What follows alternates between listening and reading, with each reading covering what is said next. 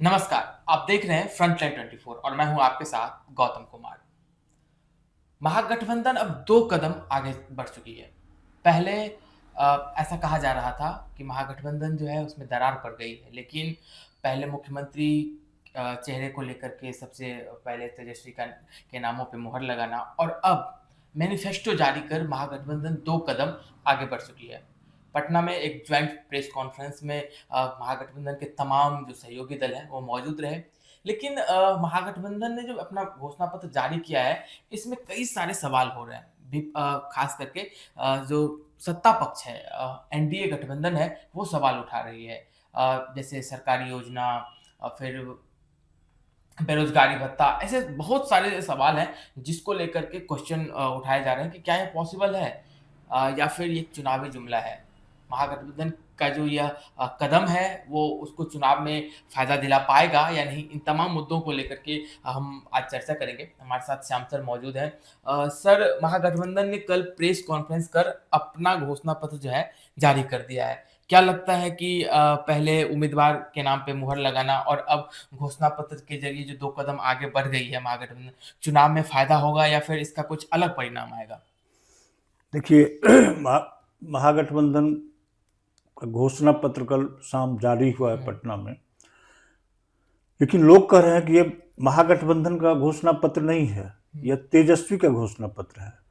क्योंकि जल्दीबाजी तेजस्वी दिखाए हैं और बहुत सारे सारे बिंदु हैं इसमें, जिसमें कांग्रेस जो बड़ी पार्टी है महागठबंधन में, उससे उन दलों से सहमति नहीं ली गई है। सबसे बड़ा घोषणा उनका ये है कि वैसे घर, बिहार के वैसे घर जहां सरकारी नौकरी न हो, उन घरों में एक व्यक्ति को, एक युवा को सरकारी नौकरी तेजस्वी देने की घोषणा किए हैं। बहुत बड़ी बात हुई। और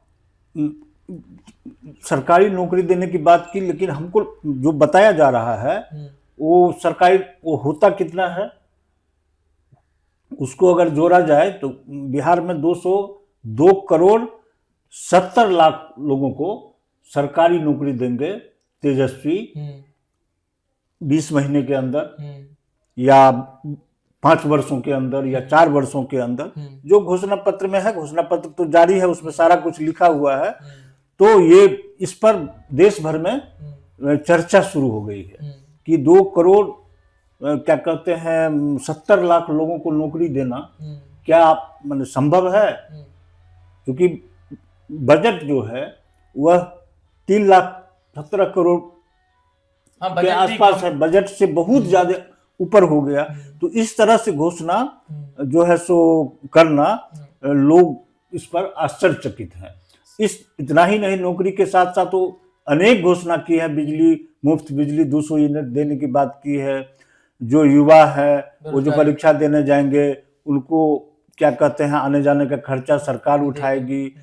जीविका दीदी को सरकारी नौकरी देने की बात है, जिसमें 30,000 सैलरी की बात है, बीमा की बात है, नई कानून बनाने की बात कही गई है। मैंने एकदम पिटारा खोल दिया है इस घोषणा पत्र में। तो लगता है कि बिहार में अब तेजस्वी की अगर सरकार बनेगी तो राम राज आ जाएगा, किसी को कोई परेशानी नहीं रहेगी। इस तरह की घोषणा, इस पर बहस शुरू हो गई है और इस घोषणा पत्र पर अन्य सहयोगी दल, घटक दल है, उनकी सहमति ली गई है या नहीं, या सिर्फ तेजस्वी का ये घोषणा पत्र है, इसको लेकर लोग बहस छिड़ गई है पूरे बिहार में और देश में। मेरा जो सवाल है वो यही है कि पहले महागठबंधन के सीएम पद की जब घोषणा होती है और उस प्रेस कॉन्फ्रेंस में सिर्फ तेजस्वी यादव की फोटो आती है। अभी जो महागठबंधन ने अपना घोषणा पत्र जारी किया है उसे तेजस्वी प्रण के नाम से कहा गया है कि वो तेजस्वी का प्रण है। राहुल गांधी की चर्चा नहीं हो रही। तो कहीं ऐसा तो नहीं है कि महागठबंधन की जो सवारी है उसको तेजस्वी यादव अकेले आगे आगे खींचते चले जा रहे हैं, उनके सहयोगियों को उनसे कोई राय मशविरा नहीं लिया जा रहा है? देखिए, जल्दीबाजी तो कर ही रहे हैं। सबसे पहले तो अभी तक, अब चुनाव बिल्कुल नजदीक है, अभी तक महागठबंधन में सीट शेयरिंग नहीं हुआ। 12 सीटों पर अभी भी फ्रेंडली फाइट हो रहा है। वीआईपी के 2 कैंडिडेट हैं, गौरव बराम और चैनपुर। वहां राजद के भी प्रत्याशी हैं, वीआईपी के भी प्रत्याशी हैं। राजद द्वारा कहा गया कि भाई जो प्रत्याशी हैं कि आप वापस ले लीजिए, हट जाइए हम्म, और क्या छोड़िए इसको, हाँ, इस सीट को आप वीआईपी को लड़ने दीजिए, हम्म, लेकिन इनकार कर दिया वहां के प्रत्याशी, वो लड़ रहे हैं। तो डिसिप्लिन कितना है ये दिख रहा है। 5 सीट ऐसा है जहां कांग्रेस भी लड़ रही है और राजद भी लड़ रही है। कांग्रेस की सीट पर राजद अपना प्रत्याशी उतार दिए हैं। इसी तरह से क्या कहते हैं, वाम दल के साथ भी है। तो आपस में इन लोगों में अभी तक तालमेल नहीं बना है, लेकिन ये जल्दीबाजी में ये जल्दी जल्दी दिखा रहे हैं। घोषणा पत्र ऐसा भारी भरकम मतलब जारी कर दिए हैं जिससे बिहार के लोग आश्चर्यचकित हैं। अगर वो जमीन पर उतार दें तो सचमुच बिहार की स्थिति तस्वीर बदल जाएगी। बेरोजगारी खत्म हो जाएगी, पलायन रुक जाएगा, नए नए उद्योग लगाने का, कल कारखाने लगाने की बात कही गई है, लोग बाहर से वापस आने लगेंगे, जिस तरह का घोषणा पत्र है। लेकिन जो बिहार की जमीनी हकीकत है, सबसे गरीब राज्य बिहार है, यह संसाधन कहां से आएंगे, पैसा कहां से लाएंगे?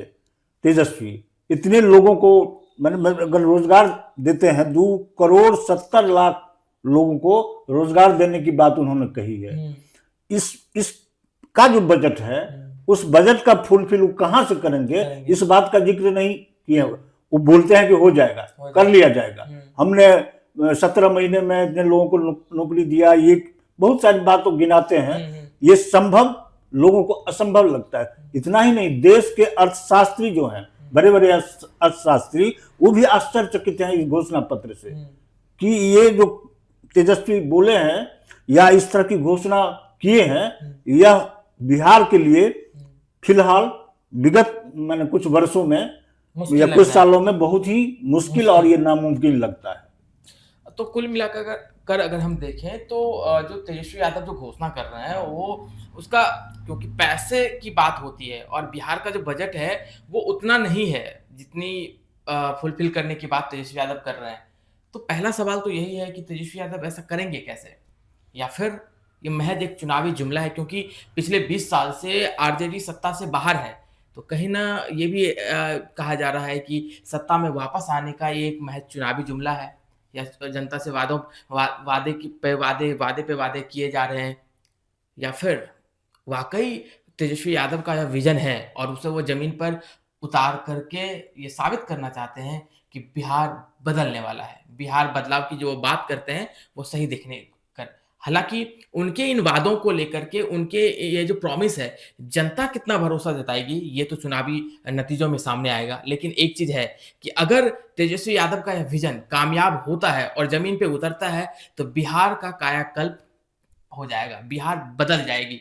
लेकिन सवाल वही है कि कैसे, क्योंकि बजट तो है नहीं उतना, खाते जो खजाना है उसमें उतना पैसा तो है नहीं, तो तेजस्वी यादव कैसे फुलफिल करेंगे, या फिर महज एक चुनावी जुमला है? इसके नतीजे आने के बाद अगर महागठबंधन की सरकार बनती है तो फिर आने वाले दिनों में पता चलेगा, और यह भी पता चलेगा कि तेजस्वी जो कह रहे हैं कि हो जाएगा वो कैसे होगा। नमस्कार, आप फ्रंटलाइन देख रहे हैं। अगर आपको यह वीडियो अच्छा लगा तो लाइक और सब्सक्राइब करें और हमें कमेंट कर बताएं कि अगली सरकार किसकी बनने वाली है।